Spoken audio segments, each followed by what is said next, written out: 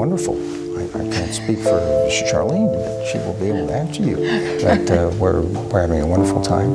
Le royaume de la royauté vient d'être complètement bouleversé. Soudain, personne n'a vu ce qui allait se passer. Un commentaire terrifiant a été tenu par la princesse Charlène, qui était restée silencieuse jusque-là. C'est le moment de ne fournir aucune information. Au fil des années, des rumeurs d'animosité entre Charlène et le prince Albert ont circulé entre les murs du palais, mais rien n'aurait pu préparer adéquatement Monaco à ce qui allait se passer ensuite. On a dit que Charlène était furieuse, tandis qu'Albert avait le cœur brisé. Plusieurs personnes ont déclaré qu'il était même ému jusqu'aux larmes. Quel mystère était-il caché alors que les portes du palais étaient de fermées? Et pourquoi Charlène a-t-elle le courage de s'exprimer à ce moment-là? Préparez-vous, car la vérité sur la princesse Charlène et le prince Albert va vous époustoufler d'une manière que personne n'aurait pu prévoir. Un conte de fées sur une famille royale qui n'a jamais eu lieu. Les photographes ont pu enregistrer ce qui semblait être le début d'une histoire d'amour royal lorsque le prince Albert de Monaco a emmené Charlène Wittstock à une compétition de natation pour la première fois en 2000. Avec la grâce d'une danseuse et l'élégance sereine d'une dame qui semblait destinée à une vie de palais, elle était une nageuse olympique sud-africaine. Dans un micro-État réputé pour son opulence, son pédigré et une tradition qui n'avait pas encore trouvé son fondement contemporain, il était le prince qui occupait la position d'autorité. Comme cela semblait sur le papier, tout était impeccable, mais même un papier impeccable peut cacher un récit compliqué. L'année 2005 a marqué le début de leur histoire d'amour formel qui a commencé lorsqu'ils se sont retrouvés et ont commencé à apparaître ensemble en public. Lors des Jeux olympiques d'hiver de 2006, ils ont fait connaître leur relation au public. L'attitude calme de Charlène et la volonté d'Albert de s'installer après des années de célibataire et de nombreuses revendications de paternité se sont mutuellement appréciées auprès de ceux qui suivent de la famille royale. C'était une comparaison qui semblerait finalement plus troublante que flatteuse, mais la presse la qualifiait de prochaine Grace Kelly. Le palais a annoncé leur fiançailles en juin 2010. La continuité de la lignée royale la plus illustre de Monaco était censée être une heureuse occasion pour le pays de Monaco et elle était censée être un conte de fées. Cependant, les drapeaux de danger scintillaient déjà sous la surface. Pas à propos des compositions florales ou des plans de salle, mais plutôt sur la question de savoir si la mariée voulait vraiment être là ou non. Des rumeurs circulaient au moment où leur mariage a eu lieu en juillet 2011. Au cours des mois qui ont précédé le mariage, de nombreuses allégations ont circulé, selon lesquelles Charlène aurait fait 3 tentatives distinctes pour s'échapper de Monaco. Durant son séjour à Paris, elle aurait tenté de se réfugier à l'ambassade d'Afrique du Sud. Une autre personne lui a dit que des agents du palais lui avaient confisqué son passeport. Des photographies prises pendant le mariage montraient une mariée essuyant des larmes sur ses joues, non pas par plaisir, mais par douleur évidente. Le palais a tout nié, mais les photographies ont révélé leur propre histoire. Néanmoins, le concert a continué. Un opéra des robes, des visiteurs célèbres et des fastes royaux faisaient un partie de l'événement qui a duré 3 jours. Charlène, vêtue d'une robe confectionnée spécialement pour elle par Giorgio Armani, a joué son rôle avec une grâce stoïque. Malgré le sourire du prince Albert devant les caméras, l'attention du monde entier a été attirée par le manque de contact visuel de son épouse et ses larmes récurrentes. L'expression « mariée en fuite » a fait la une des journaux et des commentaires de plusieurs publications. Pourtant, officiellement, tout était en ordre. À partir de ce moment-là, la vie de Charlène s'est transformée en un acte soigneusement élaboré. Les photos de famille, les apparitions publiques et les gestes de la main en sont autant d'exemples. D'un autre côté, quelque chose n'allait constamment pas. Outre le fait qu'elle parlait rarement à la presse, son sourire semblait souvent forcé et elle ne semblait tout simplement pas présente. Même si les absences étaient justifiées par des raisons telles que la maladie, les voyages ou les responsabilités personnelles, une tendance commençait à émerger. La disparition de Charlène semblait se produire. Malgré cela, le palais a continué à poursuivre son récit de collaboration. L'année 2014 voit l'arrivée du prince Jacques et de la princesse Gabriella, jumeaux. Leur arrivée s'est accompagnée de l'optimisme selon lequel le couple royal avait enfin atteint une harmonie qui allait perdurer. La vérité cependant était plus compliquée que cela. De nombreuses personnes connaissant la famille royale ont observé que Charlène continuait à être évasive, même après être devenue mère. Elle donnait l'impression d'être tiraillée entre son propre détachement et sa responsabilité royale. Il fut un temps où la population voulait croire aux contes de fées. Grace Kelly, chérie du peuple monégasque, était décédée il y a de nombreuses années. Il était possible que Charlène soit un nouveau chapitre de l'histoire, mais les murmures continuaient de devenir de plus en plus audibles. Son séjour prolongé en Afrique du Sud en 2021, initialement effectué dans le but de traiter une maladie des sinus, a duré plusieurs mois. Il y avait beaucoup de spéculations. Est-ce que cela servait réellement à des fins médicinales ou était-ce juste un moyen de s'évader? Cependant, le récit officiel n'a pas plu à grand monde. La réalité est que ce conte de fées ne s'est jamais complètement aligné sur la réalité, même depuis le tout début. Et maintenant, après toutes ces années, il semblerait que Charlène ne souhaite plus donner l'impression que c'est le cas. Pas seulement le sourire, mais aussi le calme et la distance. Il y avait plus en eux que les particularités d'une princesse timide. Ces signes révélaient un problème bien plus fondamental. Les fissures ne se limitaient pas aux murs du palais, comme nous le verrons dans la section suivante. Comme on le faisait croire au monde, ils étaient là dans le conte. Cependant, l'une des raisons à cela est qu'il y a eu trahison. Pourrait-il y avoir un père avant le mariage? La position déjà précaire de Charlène Wittstock, au sein du palais, a été ébranlée lorsqu'une découverte désagréable révélée quelques semaines seulement avant les cloches du mariage a résonné dans les rues de Monaco en 2011. Au cours des premières années de la relation du prince Albert avec Charlène, une dame brésilienne a présenté une réclamation en paternité, l'allégation étant que le prince Albert était le père de sa fille. Peut-être que le moment n'aurait pas pu être plus inopportun. C'était un post-scriptum scandaleux à une romance royale et il est rapidement devenu un gros titre dans le monde extérieur. Cependant, c'était une bombe à retardement qui se trouvait à l'intérieur du palais. Il était désormais possible pour Charlène de faire face au risque que son futur mari n'ait pas été honnête avec elle ou avec le reste du monde. Charlène était déjà inquiète et semblait aux prises avec ses propres appréhensions. Et pour ne rien arranger, ce n'était pas la première fois. Dans le passé, Albert a reconnu l'existence de 2 autres enfants nés hors mariage. L'un de ces enfants est né d'une hôtesse de l'air togolaise, tandis que l'autre est né d'une agente d'accueil américaine. Les 2 revendications de paternité avaient été réglées, Albert acceptant de fournir un soutien financier et permettant un débat public limité. Presque comme s'ils anticipaient que le monde évoluerait, le palais a conservé un air d'ouverture et de transparence. Cela a été vrai pendant un certain temps. D'un autre côté, cette nouvelle affirmation touche une corde sensible différente. En 2005, après qu'Albert et Charlène eurent déclaré leur relation au monde, la Brésilienne affirma qu'elle avait conçu sa fille. Si cela était vrai, cela aurait indiqué qu'Albert avait trahi sa confiance à un moment où leur relation se développait vers quelque chose de plus. Cependant, le mal était déjà fait lorsque son équipe juridique a rapidement nié les accusations, une fiction née de la jalousie. La question de savoir si l'homme qui allait bientôt devenir le mari de Charlène s'était réellement engagé envers elle ou si elle n'était que le dernier chapitre d'une image royale bien entretenue était une question qui préoccupait Charlène. Il ne s'agissait pas seulement de la frénésie médiatique ou des procédures judiciaires, c'était aussi une question de confiance et de loyauté. Au cours de l'enquête, elle n'a jamais fait de remarques publiques. Elle n'était pas obligée de le faire. Elle réalisa de manière surprenante que le moment choisi pour ses tentatives présumées de fuite était beaucoup plus logique. Elle a tenté de fuir Monaco à 3 reprises, d'abord depuis Paris, puis à nouveau lors du Grand Prix, et encore une fois quelques jours seulement avant le mariage, selon les médias français et sud-africains. Elle avait tenté à 2 reprises de quitter Monaco. À chaque fois, il a été allégué que des serviteurs du palais étaient intervenus. Pour garantir que la cérémonie se déroulerait comme prévu, son passeport lui aurait été confisqué, selon l'une des sources. Ces allégations ont été catégoriquement rejetées par le palais, qui les a qualifiées de ridicules. Pourtant, les contes ont continué à circuler au fil du temps. Le mariage a suivi peu de temps après. Un masque de calme recouvrait le visage de Charlène alors qu'elle se dirigeait vers l'allée, les seuls signes d'émotion étant des moments fugaces qu'elle était incapable de cacher complètement. Durant son séjour à l'hôtel, elle a versé des larmes non pas une, mais plusieurs fois. Certains disaient que c'était des larmes de bonheur, tandis que d'autres n'en étaient pas si sûrs. Même si Albert semblait calme, Charlène semblait tout sauf calme. Les caméras ont capturé le malaise et l'indécision. Cela semblait déroutant pour le grand public.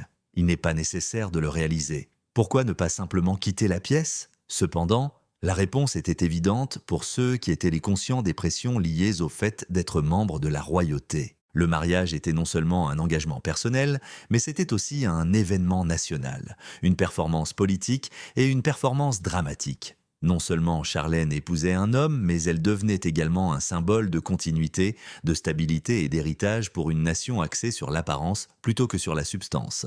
Au Brésil, l'affaire de paternité est devenue si moins médiatisée dans les années qui ont suivi. Rien ne prouve que le jeune en question se soit jamais exposé au public. Le résultat du test ADN n'a jamais été rendu public. Au contraire, il a simplement disparu, comme le font tant d'autres récits sur la famille royale. Cependant, la signification de ce mythe n'a pas disparu. Ce n'était pas le cas des personnes qui ont vu les événements qui se sont produits et ont commencé à poser des questions plus approfondies sur ce qui s'était réellement passé à l'intérieur des portes royales. Ce qui est sans doute la question la plus déroutante de toutes est de savoir si Charlène a réellement eu la possibilité de prendre une décision. Est-il possible qu'elle se sente obligée de continuer à vivre une vie qu'elle n'a pas complètement choisie parce qu'elle était entourée de circonstances, d'images et de la froide machinerie du royaume? Comme nous le verrons bientôt, la vérité n'a pas disparu. Au contraire, cela n'a fait qu'attendre, et Charlène, elle, savait tout ce qui s'était passé. La glace glamour derrière le glamour. Pendant un certain temps, la princesse Charlène s'est comportée de la manière prévue. Elle est arrivée, a souri et a salué tout le monde. Lors des événements sur le tapis rouge, elle portait des tenues élégantes et se tenait à côté de Prince Albert. Elle tenait souvent ses jumeaux, Jacques et Gabriella, dans ses bras pour des séances de photos de famille soigneusement organisées. D'un autre côté, quelque chose semblait devenir plus étrange derrière la façade du palais. Ce n'était jamais assez pour que la chaleur atteigne ses yeux. En peu de temps, sa présence elle-même a commencé à diminuer et sa voix n'a été entendue que de temps en temps. Les observateurs royaux en ont pris note. Il y avait aussi les médias. Un nombre croissant de demandes de renseignements ont émergé. Quelle était la raison de l'absence de Charlène lors d'événements publics importants? Pourriez-vous peut-être expliquer pourquoi Prince Albert assistait seul au sommet et au gala? Et quelle était la raison pour laquelle chaque déclaration faite par le palais sur sa disparition semblait si ambiguë? À plusieurs reprises, la maladie a été évoquée. L'épuisement est la réponse. Retour sur la bonne voie. Cependant, les détails ne correspondaient jamais vraiment à l'ensemble. L'année suivante, en 2021, Charlène disparaît complètement. Au cours d'un voyage caritatif, elle a souffert d'une grave maladie de l'oreille, du nez et de la gorge, qui l'a obligée à se retrouver coincée en Afrique du Sud. C'était l'explication officielle. Le palais a rapporté qu'elle avait subi de nombreuses opérations et qu'elle ne pouvait pas voyager en raison de sa maladie. La validité de cette justification a été confirmée pendant quelques semaines. En revanche, les soupçons se sont accrus au fil des mois. Pendant une durée de 6 mois, Charlène s'est absentée. Pour le 10e anniversaire de son mariage, elle était absente. Elle n'a pas assisté à des événements nationaux importants, et Monaco était un endroit paisible, beaucoup trop calme. Les rumeurs s'enflamment. Un certain nombre de personnes ont déclaré qu'elle tentait de fuir en utilisant la maladie comme prétexte. Selon les déclarations d'autres personnes, elle n'avait pas l'intention de revenir. Elle était pâle et manifestement éloignée du cirque médiatique qu'elle avait accepté auparavant, comme le montrent les photographies prises par les photographes paparazzi. Même lorsqu'elle a fourni des mises à jour, elle a gardé un ton réservé tout au long du processus. Dans le cas où elle souriait, ce n'était que momentané. Pendant ce temps, Albert était engagé dans une lutte pour garder le contrôle de l'histoire. Il est sorti à plusieurs reprises. Pour se produire seul, il a accompagné les enfants à diverses manifestations et il a affirmé en public que tout allait bien. Elle montre des signes d'amélioration, a-t-il informé les médias?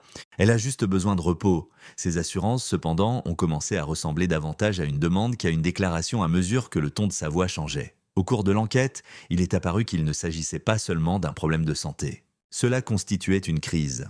L'équipe pour laquelle Charlène travaille a parfois fourni des mises à jour, mais elle ne les a jamais fournies personnellement. Depuis son absence du début du printemps jusqu'à la fin de l'automne, tout avait changé lorsqu'elle est revenue à Monaco en novembre. C'est vrai qu'elle est revenue physiquement, mais émotionnellement, elle semblait aller dans une toute autre direction. Après son retour, le palais a annoncé qu'elle fréquenterait un centre de traitement pour fatigue extrême et qu'elle s'absenterait indéfiniment des activités publiques. Bien qu'il y ait eu des histoires qui la mettaient en Suisse, le lieu n'a jamais été vérifié. Dans un rare cas de franchise, Albert a déclaré qu'il traversait une période difficile. Bien qu'il ait demandé aux gens de s'abstenir de porter des jugements hâtifs, il était déjà trop tard pour que cela soit efficace. De ces années de calme, de ces histoires d'angoisse avant le mariage et maintenant de sa longue absence, beaucoup avaient déjà établi des liens entre les 3 événements. À ce stade, la maladie n'était plus la seule préoccupation. Une dame qui avait passé plus d'une décennie à jouer le rôle de princesse mais qui semblait maintenant exprimer, sans vraiment le dire, qu'elle voulait quitter son poste, a fait l'objet de cette action. Il s'agissait d'une question d'agence et de contrôle. Même lors de son court retour, la position de Charlène était différente de ce qu'elle avait été auparavant. Sa posture est devenue plus droite, elle montrait rarement un sourire. Même lorsqu'ils étaient photographiés ensemble, elle et Albert semblaient être plus un co-animateur qu'un couple. Ses contacts avec Albert étaient des rares. Selon d'autres personnes connaissant la situation, elle établissait désormais des limites claires, qu'elle avait atteint un point de rupture et qu'elle n'allait pas se laisser contraindre à nouveau au silence. Les couches étaient de progressivement supprimées par Charlène dans une société préoccupée par l'optique. Son absence, son éloignement et sa réticence à se conformer à ce que le palais exigeait d'elle étaient en les mesures qui ont été prises, et non par le biais d'entretiens ou de déclarations théâtrales. Et si les rumeurs étaient exactes, elles n'étaient pas encore un produit fini. Elle était en train de se préparer, parce que la glace qui se cachait derrière l'illusion n'était pas du froid, mais plutôt de la conservation, une force tranquille, et quelque chose commençait à émerger de son état gelé. Non seulement elle a changé, mais lui aussi. Quelque chose était évidemment différent lorsque la princesse Charlène est revenue sous les yeux du public en 2022. Elle était toujours là, mais elle semblait désormais déterminée et contrôlée, comme si elle avait pris la décision de cesser de faire semblant. Le détachement froid, qui avait caractérisé tant de ses apparitions précédentes, était toujours présent. On pourrait dire qu'elle portait sa désobéissance comme une couronne. Son look précédent, plus raffiné, a été remplacé par une coupe de cheveux plus courte et plus audacieuse. Son style devient plus audacieux et expressif au fil du temps. Maintenant qu'elle était habillée pour elle-même, elle ne s'habillait plus pour le palais. Elle n'était pas la seule à avoir subi une transformation. Pendant longtemps, le prince Albert a été considéré comme le roi stable, quoique quelque peu distant. Cependant, il a commencé à paraître plus vulnérable et moins confiant. Comparé à la position de Charlène, qui devenait plus confiante, il semblait plus petit en image. Celui qui contrôlait auparavant le rythme de leur présentation n'était plus présent. Il semblait être quelqu'un qui avait du mal à suivre le rythme. Même si personne ne l'a dit à voix haute, tout le monde pouvait sentir que la dynamique du pouvoir changeait. Et c'était quelque chose que tout le monde pouvait ressentir. Les initiés ont commencé à offrir des indices énigmatiques au public. Charlène avait atteint un point où elle ne pouvait plus tolérer le cadre royal établi. Selon certaines informations, elle aurait demandé un plus grand contrôle sur ses horaires de travail, son apparence et même l'apparence de ses enfants. La déclaration qu'elle faisait était qu'elle ne demandait plus. Et Albert, il n'a résisté d'aucune façon. En fait, il semblait soulagé. C'est elle qui est désormais chargée de prendre les décisions et à la surprise générale, il lui permet de le faire selon une personne proche de l'institution palatiale. Un certain nombre de personnes ont pris cela comme des sentiments de remords, certaines comme des sentiments d'amour et d'autres encore comme un homme réalisant qu'il s'était trop poussé pendant trop longtemps. Peu importe ce qui a poussé Charlène à réapparaître, son retour n'a pas été paisible. C'était une décision délibérée. Albert avait insisté sur le fait de connaître chacun de ses mouvements et de dicter son look dans le passé, mais il faisait maintenant un effort pour moins contrôler sa présence. On raconte qu'il aurait même commencé à freiner la surveillance qu'il suivait auparavant, ce qui lui aurait permis de bénéficier de plus d'intimité. Lors d'une réception caritative publique, Charlène est apparue seule et elle a stupéfié les journalistes avec sa démarche sûre d'elle et son attitude imperturbable. C'était le premier indicateur significatif qu'elle présentait. Son sourire n'était pas audible, mais il était sincère. Lorsqu'elle a été interrogée sur son absence, elle a fourni une brève réponse affirmant qu'elle avait besoin de temps. C'était donc la fin. Rien de ce qui a été autorisé par le palais. Il n'y a pas de confort prédéterminé. Ce ne sont que 5 mots. Malgré cela, il a fourni plus d'informations qu'un millier de communiqués de presse ne pourraient jamais espérer le faire. Entre-temps, Albert changea de conduite à son égard. Les photographies le montrant lui tendant la main ou souriant devant les appareils photo n'étaient de plus prises. Ces photographies avaient été inutilement artificielles. Avec un sentiment de respect et d'appréhension, il se tenait à côté d'elle à ce moment. Lors d'un événement particulièrement éclairant, il a été vu se déplacer sur le côté afin de permettre à Charlène de prendre l'initiative. Une action discrète, mais qui véhicule beaucoup de sens. Ce moment semblait être celui d'une capitulation pour un prince entraîné à exiger de l'attention. Sur la base des observations d'un initié, il a été constaté qu'Albert avait relâché la pression et s'était montré plus réceptif aux exigences de Charlène, lui donnant ainsi plus de liberté pour faire ses propres choix. En privé, il serait devenu plus émotif, selon d'autres. Qu'il avait finalement succombé à la pression du contrôle public, au poids des trahisons précédentes et à la tension croissante entre elles. Une source a rapporté qu'il avait versé des larmes alors qu'il participait à une séance familiale qui s'était tenue à huis clos et qu'il avait déclaré « Je veux juste la paix ». Il y a eu un changement dans leur relation qui est devenu difficile à nier. Que cela soit vrai ou non. Autrefois considérée comme celle qui restait seule dans l'ombre, Charlène était désormais au centre de toutes les attentions. Cela n'était pas dû aux relations publiques du palais. C'était plutôt dû à sa propre attraction gravitationnelle. Et Albert, il donnait l'impression d'être partagé entre chagrin et résignation. Une fois de plus, les médias ont commencé à émettre des hypothèses sur l'état matrimonial du couple. Ont-ils suivi leur propre chemin en silence? Les paramètres de leur partenariat étaient en train d'être renégociés à huis clos. Est-ce le cas? Une autre possibilité est qu'ils aient simplement pris la décision de vivre des vies parallèles sous le même toit doré. Le fait que Charlène ne semblait plus se soucier de ce que pensait le reste du monde était cependant la chose la plus intrigante de la situation. C'est cela, plus que toute autre chose, qui fit trembler le palais. Le potentiel de libération émotionnelle, psychologique et peut-être même corporelle à un moment donné dans le futur n'était plus qu'une simple spéculation. Cela commençait à devenir une réalité. La pression exercée sur Charlène s'était déplacée dans l'autre sens. Cependant, c'était Albert qui semblait incertain. La scène avait été construite par lui. C'était le scénario qu'il avait écrit. Cependant, la tension était en train de changer maintenant et la dame qu'il avait autrefois cru pouvoir modeler s'apprêtait à prononcer un discours que le monde entier n'était pas prêt à entendre. Ce qu'elle dirait ensuite resterait dans les annales de l'histoire. Il est temps de tout dévoiler dans une déclaration publique qui a provoqué une onde de choc à Monaco et au-delà. La princesse Charlène a fait cette déclaration à un moment qui a provoqué une onde de choc dans le monde entier. Il est maintenant temps de dire la vérité. Non seulement le commentaire était audacieux, mais il était aussi explosif.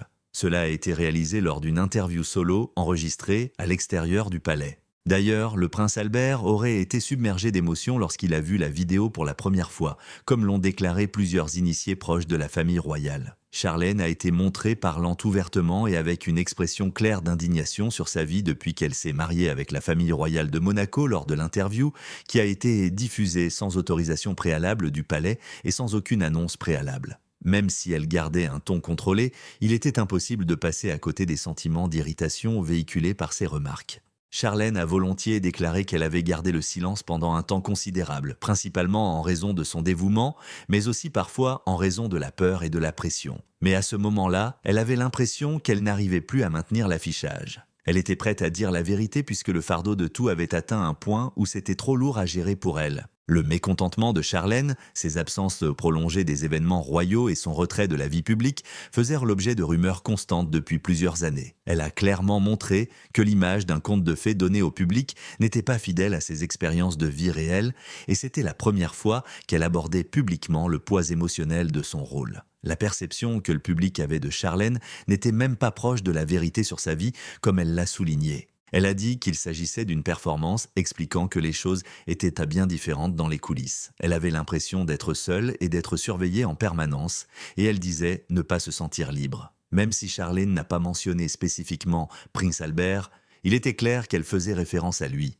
En raison de ces circonstances, survenues quelques semaines seulement après leur apparition publique tendue lors d'un événement caritatif, les soupçons selon lesquels leur relation avait été irrémédiablement endommagée se sont encore renforcés. Charlène aurait pris la décision consciente d'enregistrer l'interview dans un endroit différent afin de pouvoir parler sans être interrompue, selon ses proches. Selon certaines informations,